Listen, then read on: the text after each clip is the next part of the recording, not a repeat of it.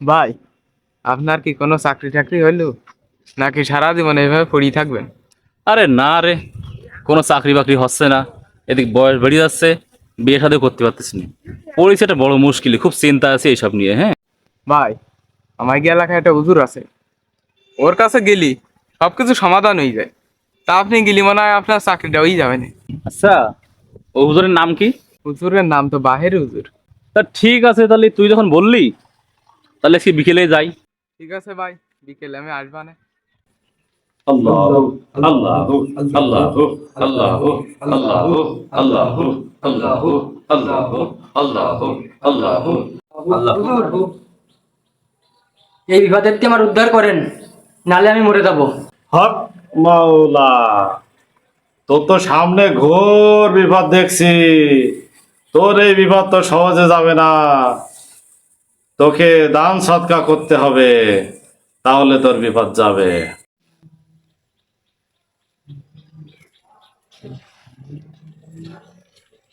তোর বিপদ উদ্ধার হয়ে যাবে। মুর্শিদ কিবলারে ডাক, মুর্শিদ তোর সমস্ত বিপদ উদ্ধার করে দেবে। হুজুর, টাকা তো নিলেন, আপনি কি ওর বিপদ থেকে উদ্ধার করতে পারবেন না?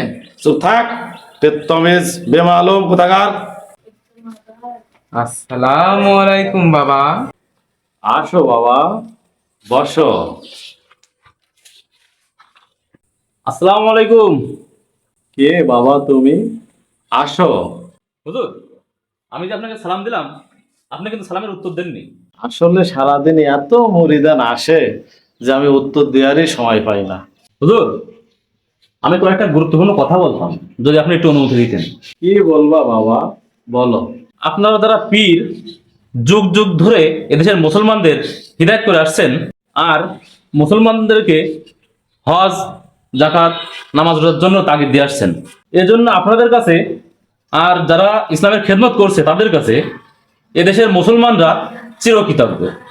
তুমি কে বাবা? আসো আসো, বসো বাবা বসো। তুমি কি করো বাবা? আমি সামান্য একজন গুনাহগার। আমি চাকরির জন্য মরণ প্রাণ চেষ্টা করছি, কিন্তু সব খরচের বড় খরচ আল্লাহর দিনকে রাষ্ট্রসহ সব জায়গায় প্রতিষ্ঠা করা, এমনকি আল্লাহর জন্য অর্থ ব্যয় করা। আল্লাহ তাআলা ইরশাদ করেছেন, তুমিনুনা বিল্লাহি ওয়া রাসূলিহি ওয়া তুজাহিদুনা ফি সাবিলিল্লাহি বিআমওয়ালিকুম ওয়া আনফুসিকুম যালিকুম খায়রুল লাকুম ইন কুনতুম তা'লামুন। এর অর্থ, তোমরা আল্লাহ এবং তার রাসূলের প্রতি ঈমান আনো এবং আল্লাহর পথে তোমাদের ধন সম্পদ এবং জানমাল দিয়ে জিহাদ করো। এটাই তোমাদের জন্য অতীব কল্যাণকর, যদি সেটা তোমরা জানো। আর আমি সে চেষ্টাই করি। ও, তুমি তাহলে সেই দলের লোক যারা ইসলামকে রাজনীতি করে ফেলেছে। আল্লাহর আয়াত শুনলেন, এর অর্থটা কি? ইসলাম শুধু রাজনীতি না, ইসলাম মানুষের সমস্ত কাজকর্ম। সব আজকে দেশের সব জায়গায় অরাজকতা, সুদ ঘুষ দুর্নীতিতে দেশটা ছেয়ে গেছে। টিভি, রেডিও, পত্র পত্রিকা, এমনকি কোমলমতি ছাত্রছাত্রীদের বই পুস্তকেও ইসলাম বিরোধী শিক্ষার ছড়াছড়ি। সব জায়গায় অশ্লীল নাচ গান আর চলচ্চিত্র, যার ফলে সমাজ আজ অবক্ষয়ের দ্বার প্রান্তে অবনীত। বড় হক কথা কইতাছো বাজান, কইয়া যাও। আপনার কাছে তো অনেক নেতারা আসে, হ্যাঁ বাবা, আসে।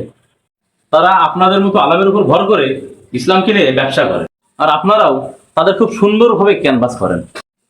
মানে বাবা, সেসব নেতারা কি নামাজ কালাম পড়ে, আজান দিলে দলবল নিয়ে মসজিদে যায়? অথচ আজ তারাই মুসলমানদের নেতা।